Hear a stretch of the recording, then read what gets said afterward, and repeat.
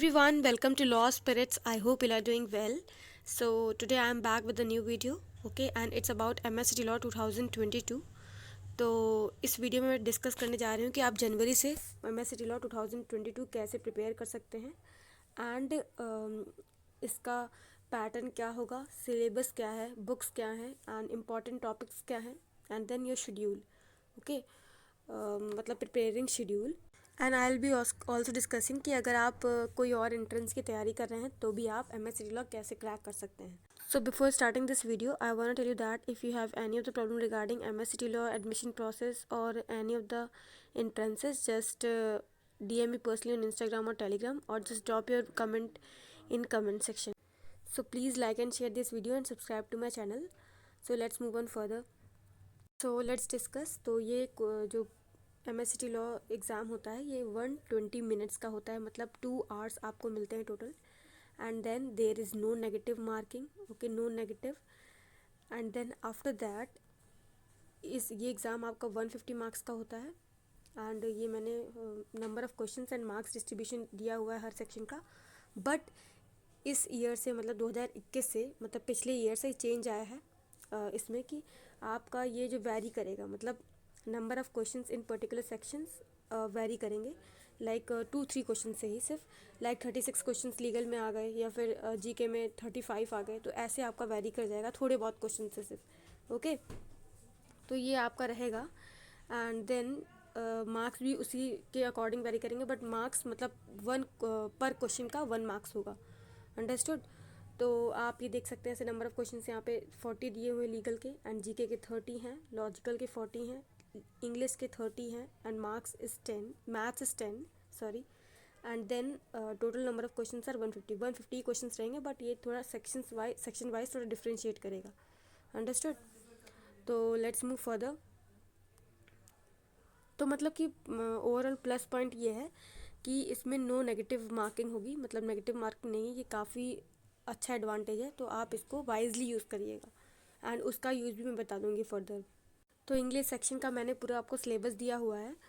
Reading comprehension, मतलब 1 या 2 reading comprehension तो आएंगे ही आएंगे, मैक्सिमम टाइम्स 2 रीडिंग कॉम्प्रिहेंशन तो कंपलसरी समझिए। And then subject verb agreement, tenses, vocabulary तो मस्ट है, आपका वोकैबलरी मस्ट है, रीडिंग कॉम्प्रिहेंशन मस्ट है, ईडियम्स भी आते हैं, पैराजम्बल्स भी आते हैं, एंड देन स्पॉटिंग एरर्स ये भी मस्ट है, पैराजम्बल्स वाला स्पॉटिंग एरर्स ऑल्सो काफ़ी इंपॉर्टेंट टॉपिक है इसके लिए, इंग्लिश के लिए। And choose the appropriate word also आ जाता है कभी कभी, पार्ट्स ऑफ स्पीच वो तो हो गई। एंड देन वर्ड सब्स्टिट्यूशन भी, सेंटेंस रीअरेंजमेंट तो लगता है मस्ट ही हो गया है, वो हर बार आता है, okay. So let's move further. तो इंग्लिश सेक्शन लाइक आप ओवरऑल कंप्लीट कर सकते हैं, मतलब ये आपके पूरे टोटल टॉपिक्स हैं जिन्हें आपको देखना पड़ेगा, ओके, प्रिपेयर करना पड़ेगा। एंड अभी मैं आपको बुक्स के बारे में बता देती हूँ। तो बुक्स हैं आपके ग्रामर के लिए तो रेन मार्टिन वर्क कर जाएगी, ओके। एंड वोकैबलरी जो है आप द हिंदू न्यूज़पेपर अगर आप पढ़ते हैं तो उसकी वोकैब भी काम कर जाएंगी, understood.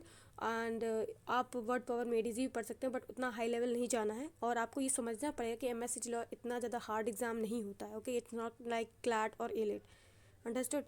It's a medium level examination that is conducted in nationally, okay. तो medium easy and medium level के आपको क्वेश्चंस करने हैं ग्रामर के भी। एंड वोकैबलरी आप अगर द हिंदू पढ़ते हैं उसकी वोकैब नोट कर रहे हैं तो उससे वोकैब हो जाएगी। एंड रीडिंग कॉम्प्रिहेंशन के लिए भी ज़्यादा लोड लेने की ज़रूरत नहीं है, आपका मतलब नॉर्मल रीडिंग कॉम्प्रिहेंशन से आता है जो हर स्टूडेंट्स केपेबल होता है करने के लिए, तो उसके लिए भी आप थोड़ा बहुत रीडिंग कॉम्प्रिहेंशन प्रैक्टिस कर लें, it's enough. So let's move to the next section. And then legal section में आपका 2 पार्ट्स है, legal reasoning and legal GK, okay. Legal reasoning fact and principle based questions आते हैं लीगल रीजनिंग से। And इसमें जो पार्ट्स हैं इसके, torts, criminal law, contracts and Indian constitution, ये सारे पार्ट्स आते हैं, ओके। टॉर्ट्स एंड कॉन्ट्रैक्ट्स काफ़ी मतलब इम्पॉर्टेंट है। And then after that legal GK भी आपका आता ही है। तो let's see the books from which you have to prepare these sections. So if we come to the books, तो लीगल रीजनिंग के लिए आपका AP भारद्वाज आपको यूज़ करनी पड़ेगी। And then legal GK newspaper से हो जाएगा, ओके, न्यूज़पेपर पढ़ के आप लीगल GK कर सकते हैं। एंड लीगल रीजनिंग आप AP भारद्वाज से प्रैक्टिस कर लीजिए, okay. So let's come on to the logical reasoning and critical reasoning section, okay. तो पहले तो ये बता दें कि ये है आपका critical reasoning section, okay, and this is your logical reasoning section, ये लॉजिकल है, okay, and this one is your critical one. And critical around आपका 20 से सिर्फ 25% तक आता है, अंडरस्टूड। एंड जो लॉजिकल है आपका, ये पूरा सेक्शन कवर करता है, एंड ये one of the biggest section है, 40 मार्क्स का दिया हुआ है आपका, 45 या 35 मार्क्स का, मतलब 5 या कम या 5 ज़्यादा नंबर का ही आएगा, तो ये बड़ा सेक्शन है आपका। तो आपका जो ये लॉजिकल रीजनिंग है, ये मैक्सिमम पार्ट 80 to 85% कवर करता है, ओके।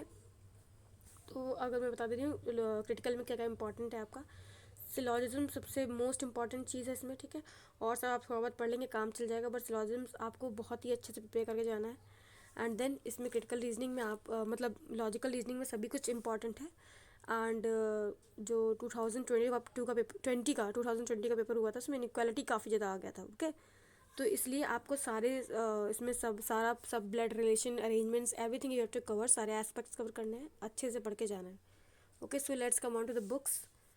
तो अगर बुक्स पे आए तो क्रिटिकल रीजनिंग के लिए आपके M.K. Pandey is more than enough, okay. And then logical reasoning में R.S. Agarwal is more than enough, पूरी R.S. अग्रवाल अगर आप लगा लेंगे तो वहाँ उससे आपको बेसिक एंड लॉजिकल रीजनिंग के क्वेश्चंस की प्रैक्टिस भी काफ़ी बढ़िया से हो जाएगी, ओके। तो let's move further to next section, and then आपको मुझे बताना है कि कैसे आप प्रिपेयर करें, ओके। तो करंट अफेयर्स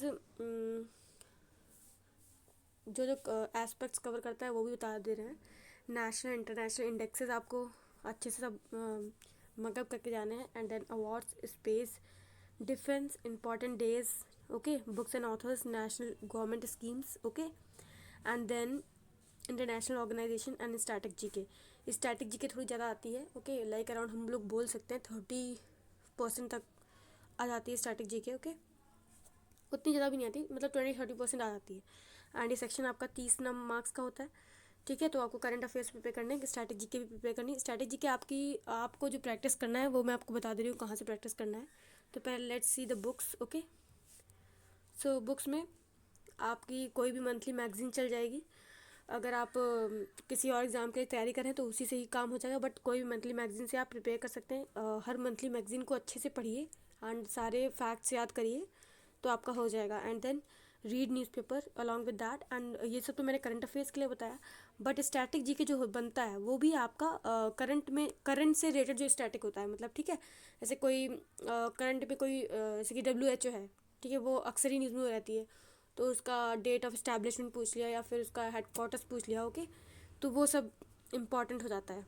तो ऐसे आपको करंट अफेयर्स स्टैटिक पढ़ लेनी है। एंड जो हिस्ट्री वगैरह ज्योग्राफी वगैरह रहता है तो वो आप जैसे कि BHU लाइक BLAT होता है, ठीक है, तो उसके प्रीवियस पेपर्स जितने भी पढ़े हुए हैं वो उनके जो स्टैटिक क्वेश्चन हैं उनको देखिए, ओके। एंड MSCT के अगर प्रीवियस पेपर मिल जाते हैं आपको तो उनके स्टैटिक क्वेश्चन देख लीजिए। और PU मतलब पंजाब यूनिवर्सिटी का भी होता है जो एग्ज़ाम, उसमें भी काफ़ी स्टैटिक क्वेश्चन आते हैं, उसका कर लीजिए। एंड ऑल्सो इसी मंथ से मैं स्टैटिक क्वेश्चंस की एक सीरीज़ ला रही हूँ, तो ठीक है, तो उससे आपका पूरा MSCT लॉ कवर हो जाएगा, ओके। तो लेट्स मूव फर्दर। देन आपका मैथ्स आता है। मैथ्स में आपका जो इम्पोर्टेंट टॉपिक्स हैं 10 नंबर का ही सिर्फ मैथ्स होता है, ठीक है। इसमें आपका profit and loss, percentages, averages, ratio and proportions, algebra, time and work, pipe systems and simple and compound interest, ये सारी टॉपिक्स काफ़ी इंपॉर्टेंट है, ओके। इन्हें अच्छे से प्रिपेयर करके जाइए। और मैथ्स में तो आपको 10 on 10 लाना ही है, मतलब 8 तो आपके पक्के होने ही चाहिए मैथ्स में, और 10 on 10 आ जाए तो वो तो बहुत ही अच्छी बात है, बिकॉज ये ऐसा सेक्शन है जो, और इसमें काफ़ी इजी लेवल के क्वेश्चन आते हैं, ठीक है, मीडियम भी नहीं आते हैं, समझ रहे हैं, मीडियम भी बहुत मुश्किल से आते हैं, आपके इजी लेवल के क्वेश्चन ज़्यादा आते हैं।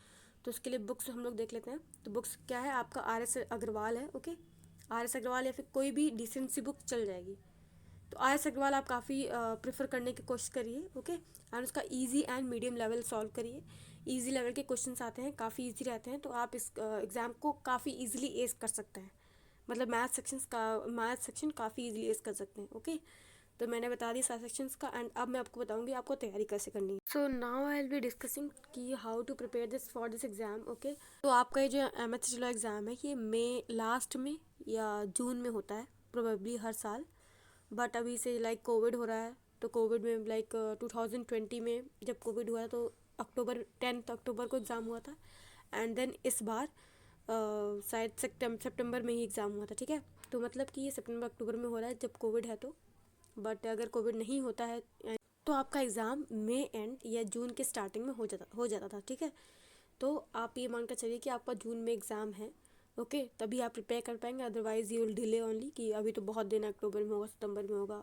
अगर कोविड हो गया तो ये वो, just remove all that from your brain and just focus on your preparation, okay. तो हम देखेंगे कि हमको प्रिपेयर कैसे करना है। एंड अगर हम दूसरे इंट्रेंसेस के लिए प्रिपेयर कर रहे हैं, दूसरे इंट्रेंसेस मतलब अदर लॉ इंट्रेंसेस, लॉ मान लीजिए से अदर लॉ इंट्रेंसेस के लिए अगर आप प्रिपेयर कर रहे हैं तो आप क्या करेंगे, ओके। तो पहले तो है कि अगर आप क्लैट के लिए प्रिपेयर कर रहे हैं तो आपको एमएस सिटी लॉ के लिए प्रिपेयर करना ही पड़ेगा, बिकॉज एमएस सिटी लॉ में जो लॉजिकल रीजनिंग आता है वो लॉजिकल रीजनिंग आपका क्लैट में नहीं आता है। क्लैट में सिर्फ क्रिटिकल रीजनिंग आता है, ठीक है। तो उसके लिए तो आपको प्रिपेयर करना ही पड़ेगा।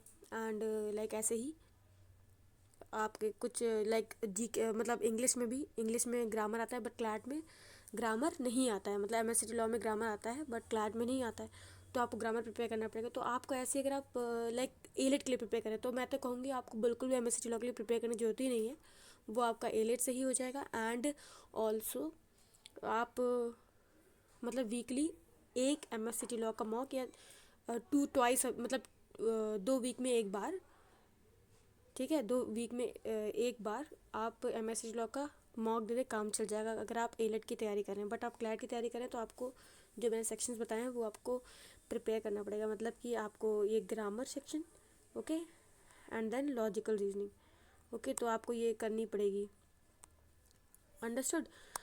तो और अगर आप किसी क्लैट एलेट के लिए प्रिपेयर करें, सिर्फ आपका एमएस सिटी लॉ के लिए करना है, तो अभी आप बेसिक्स पे ध्यान दीजिए, ठीक है। लॉजिकल रीजनिंग के सारे बेसिक्स अच्छे से क्लियर कर लीजिए, जितने भी मैंने टॉपिक्स बताए हैं वो टॉपिक्स सारे अच्छे से प्रिपेयर कर लीजिए। एंड ठीक है, मंथली वाइज मतलब कि आप करिए, इसका लॉजिकल रीजनिंग हो जाएगा। एंड मैथ्स के जितने बेसिक्स हैं वो क्लियर करिए, आर सवाल मतलब पूरे अच्छे से सॉल्व कर लीजिए।